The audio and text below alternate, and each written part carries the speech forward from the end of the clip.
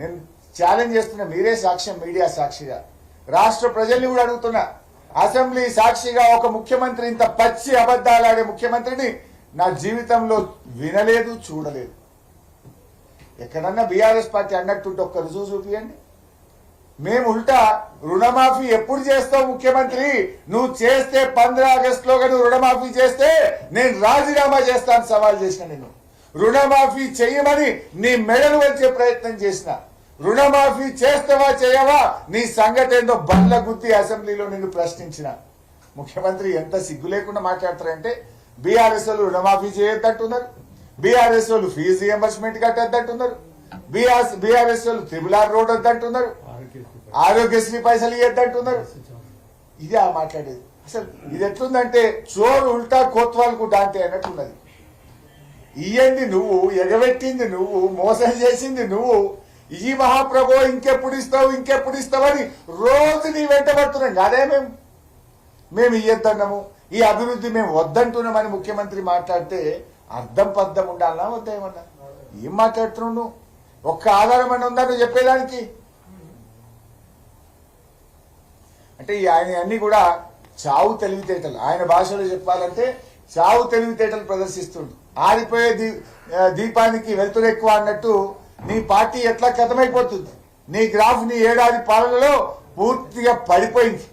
అందుకే నువ్వు గొంతు పెంచుకొని బిగ్గరగా మాట్లాడి ఏదో నేను ఉన్నాను అని నీ ప్రజెన్స్ చూపించుకుంటే ప్రయత్నం చేస్తున్నావు. గొంతు పెంచినా, అరిచినా, గీ పెట్టినా, నువ్వు అల్లరి చేసినా, 2 గంటలు మాట్లాడినా తెలంగాణ ప్రజలు నిన్ను నమ్మరు. అయిపోయింది నీ పని.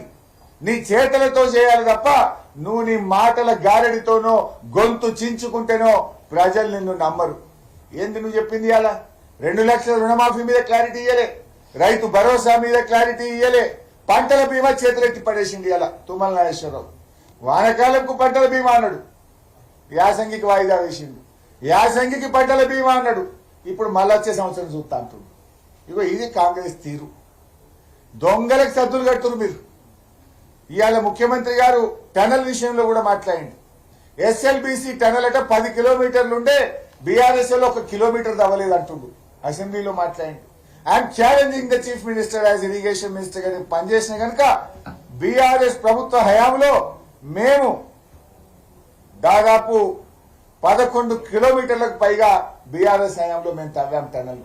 ఎస్ఎల్బిసి టనల్ 10 కిలోమీటర్లు ఉండే బీఆర్ఎస్ తవ్వనే లేదు అని మాట్లాడింది. 11.29 కిలోమీటర్లు ఎస్ఎల్బిసి టనల్ ను బీఆర్ఎస్ హయాంలో తవ్వి చూపించాం. నల్లగొండ జిల్లాకు కాళేశ్వరం జలాలను తెచ్చి దాదాపు 2.5 లక్షల ఎకరాలు తుంగతుర్తి, కోదాడ, సూర్యాపేటలో పంటలు పండించి చూపించినాం.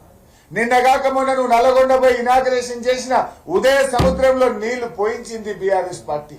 నువ్వు ఇనాగ్రేషన్ చేసిన మెడికల్ కాలేజ్ కట్టింది బీఆర్ఎస్ పార్టీ. అన్ని గోబల్స్ మాట్లాడుతున్నాడు. ఒక్క అబద్ధం, ఒక్క నిజం కూడా చెప్పకుండా అన్ని అబద్ధాలే ముఖ్యమంత్రి గారు ఈరోజు చెప్తా ఉన్నారు.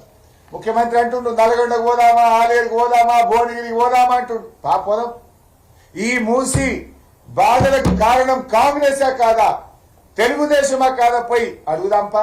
50 ఏళ్ల కాంగ్రెస్ పాలన, 16 ఏళ్ల తెలుగుదేశం పాలనలోనే నల్లగొండ, భువనగిరి, ఆలేరు ప్రజల బతుకులాగమైనవి. దాన్ని బాగు చేసే పని మేం చేపట్టినాం.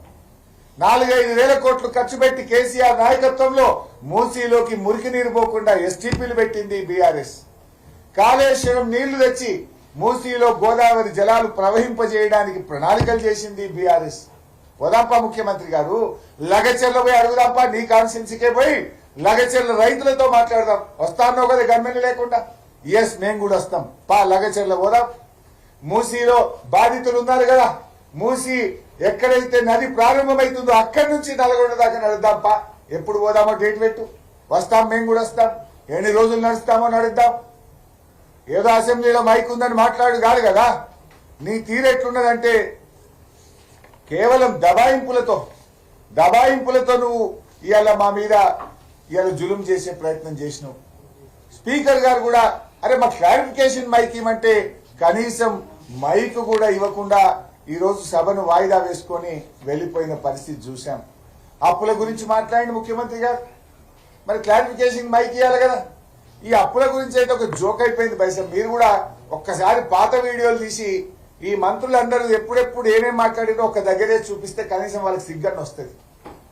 ఇప్పుడు పోయినసారి అసెంబ్లీ సమావేశాల్లో తల దించుకొని డిప్యూటీ సీఎం గారి సభ నుంచి బయటకు పోయి even I'm today ready 4-17 BRS చేసినప్పుడు మీరేదో ఇలా వారసత్వంగా 72,000 కోట్ల అప్పు వచ్చి ఇంకా పెండింగ్ ఉందని నేను చెప్పిన అసెంబ్లీలో. అది 72,000 కాదు కదా, 72,000 అప్పు మీరు గవర్నమెంట్ తీసుకున్న నాడు కూడా పాత కాంగ్రెస్ గవర్నమెంట్ చేసిన అప్పు ఇంకా 72,000. అది 11,000 కార్పొరేషన్లు అంటే 73,000 83,000 ఉన్నది. కాంగ్రెస్ ప్రభుత్వం వచ్చినాక డిసెంబర్ 7 నుంచి మార్చి 31 దాకా చేసిన 15,000 ఉంది. ఇదే 1,00,000 కోట్లు.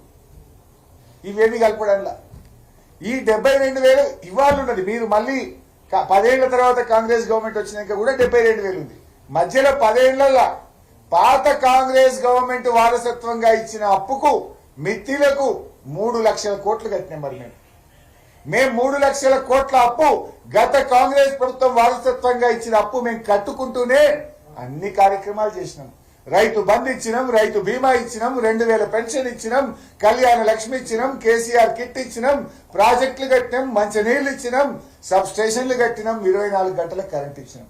నీ లెక్క అప్పులు అని చెప్పి ఎన్నికల్లో ఇచ్చిన హామీలు ఎగ్గొట్టే ప్రయత్నం చేయలేదు రేవంత్